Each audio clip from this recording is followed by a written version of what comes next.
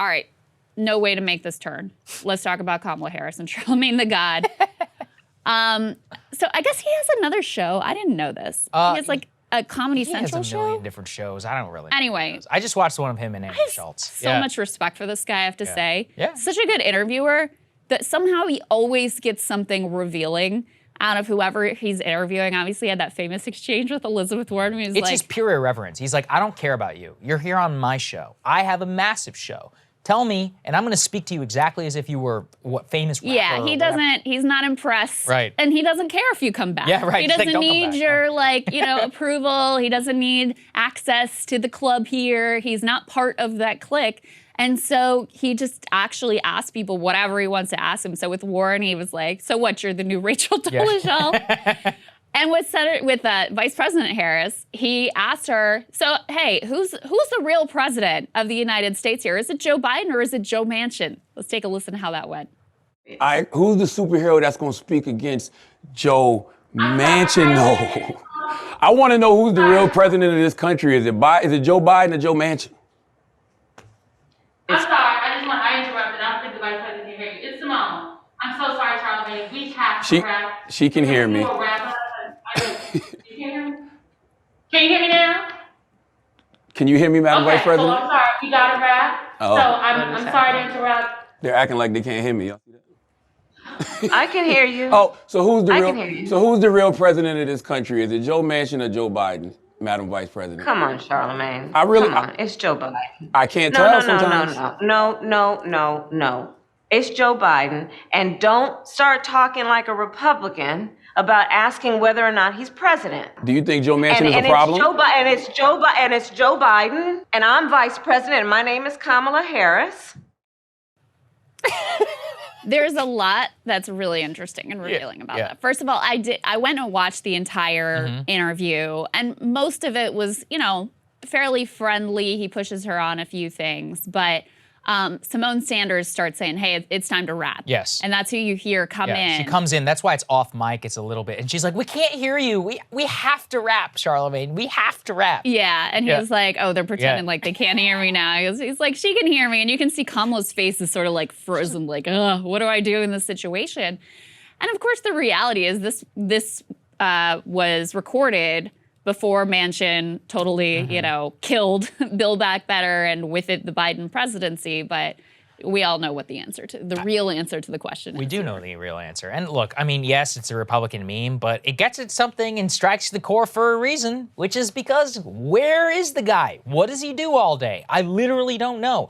I mean, look, he's completely inarticulate, doesn't have a real vision for the country, projects no real confidence in our ability in order to exit the crisis for which he was elected to get us out of, which was COVID. And I just see a failure on every level as commander-in-chief. Ability to pass legislation, failure. Ability to inspire confidence, failure. Even, let's say, inspired your own base, right? This was Trump's great victory. Of all things, he was a very good leader of the Republican Party to his own ends. His people loved him. Joe Biden has no confidence amongst most Democrats. Only 40-something% of them even want him to run again for president. I mean, every level. Leader of the party, failure. Leader of the country, failure. Ability to pass legislation, even though he ran on that. I was in the Senate. I know these guys. I'm the deal maker. Blah, blah, blah. Failure. I mean, he passed one piece of legislation, just like Obama before you and just like Trump before that. It's like, oh, so actually literally nothing has changed in the last 20 years of the American political system. I guess in some ways it's admirable, but this man has remained so naive about politics over the course of his 40 years. Right. Serves him well in some respects. He really thought it was going to mean something that he invited Joe Manchin to his home to try to, twist his arm on Build Back Better. That's not going to do anything. If you want to, you're going to have to play hardball. You're going to have to, make it uncomfortable for him. And there was no willingness or ability ultimately to do that. Back to Kamala's comments here. The other thing that really irritates me is she's like, "Don't talk like a Republican." And if you listen to the entire interview, that was her go-to maneuver. When Charlamagne would challenge her on, well, why is Build Back Better hamstrung? Why haven't you done what you need to do on voting rights? And effectively the message was, well, sure, we've got problems here, but the Republicans are worse. The Republicans are worse. Sure, fine, but that doesn't ultimately like deliver anything for people. But that's all they've got. That's all they've got. And so when he asked her a difficult question there, rather than, being honest about where they are at this point, which has become manifestly clear to absolutely everyone, she's got to throw out, stop talking like a Republican. That's like the ultimate, it's the ultimate smear and the ultimate distractions. It's ultimately all they've got. And, I saw this, I tweeted out some stuff about the Kamala interview and got all kinds of, pushback from her stands. What was the pushback? Well, it was the same thing. It was, the Republicans are worse. It's like, okay, I 100% agree with you. I totally agree with you. These are the people who are in power right now. So what are you going to do about that? I mean, is that talking point, the Republicans are worse? Is that going to feed the kids who are going to stay in poverty because they don't have the child tax credit? No, it's not. And ultimately, I'm talking in my monologue today about how young voters have moved on Biden by a net 50 points. They gave him his highest approval ratings at the beginning of his administration, and now it's his lowest approval ratings of every demographic group. Why? Because they're not impressed with all we have to do is be like moderately better than Republicans talking point. Yeah, right. So are they going to turn into Republicans?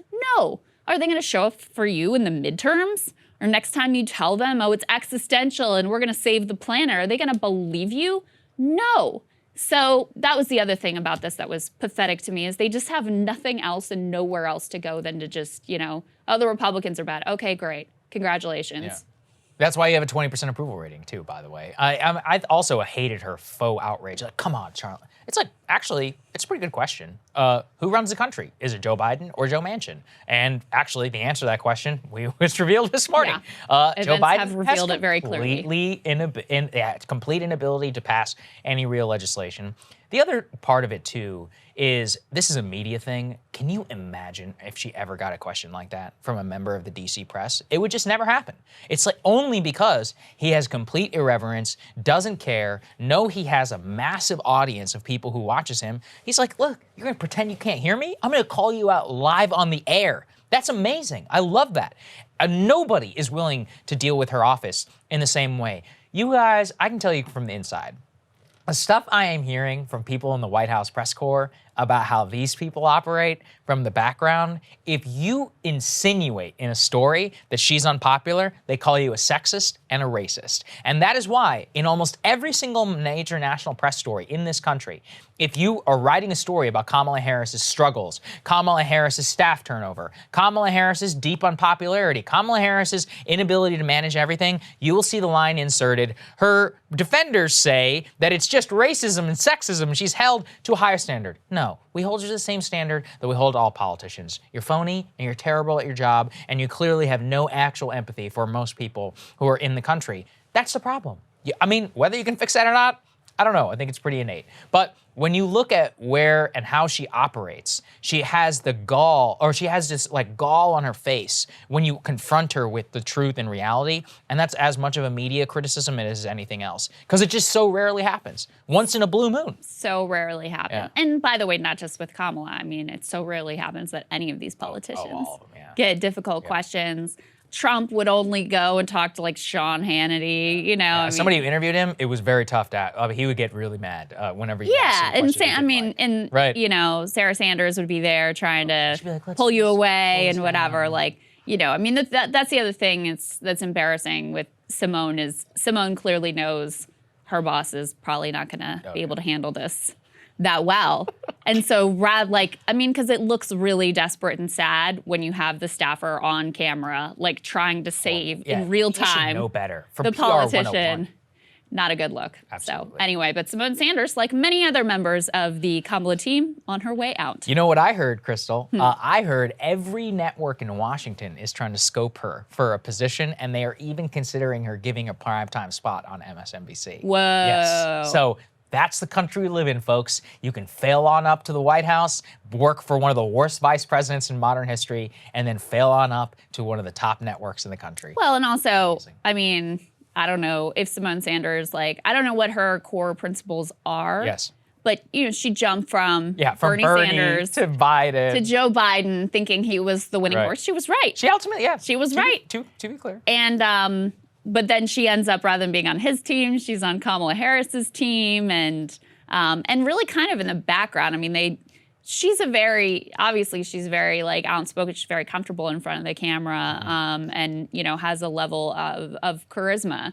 So I think she didn't necessarily enjoy being behind the scenes in the slot they put her in. That's right. Hey guys, thanks so much for watching. That's right. Just as a reminder, you can become a premium subscriber today. Watch the full show completely uncut, our reactions to each other's monologues. You get to listen to it, you get to ask us questions, all that good stuff. Link is right there in the description or at breakingpoints.com. Best of all, great way to say screw you to the mainstream media.